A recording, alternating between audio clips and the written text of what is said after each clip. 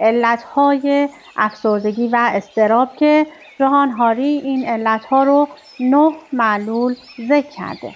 علت 1: قطع ارتباط با کار معنیدار.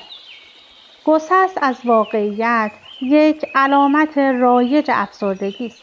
جایی که احساس می‌کنید هیچ کدام از کارهایی که انجام می‌دهید درست یا واقعی نیست و ارتباط نزدیکی با زندگیمان ندارد. افرادی که کمترین کنترل و اختیار را در محل کار دارند بیشتر در معرض افسردگی هستند. ما باید احساس کنیم کاری که انجام می‌دهیم معنا دارد.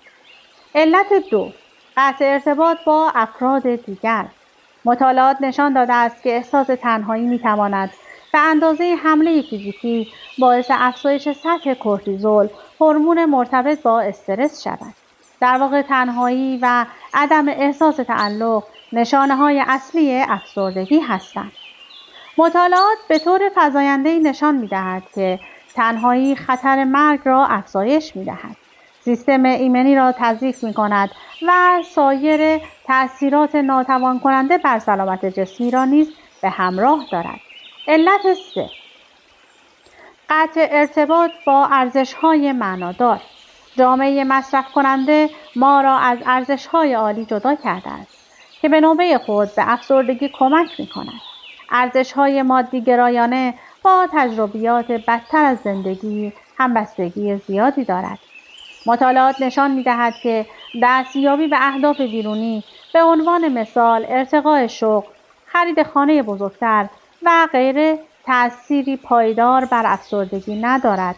برعکس دستیابی به اهداف حقیقی و درونی اثر مثبتی دارد. مشکل ما در مقابله با این نظام ارزشی این است که جهان انگیزه‌های بیرونی را به قیمت از دست دادن اهداف حقیقی ترویج می‌کند. تبلیغات، تلویزیون، اخبار و رسانه‌های اجتماعی همگی این ایده را ترویج می‌دهند که یک سیستم ارزشی خارجی شما را از یک سیستم ارزشی درونی شادتر می‌کند. علت 4: قطع ارتباط با آسیب‌های دوران کودکی.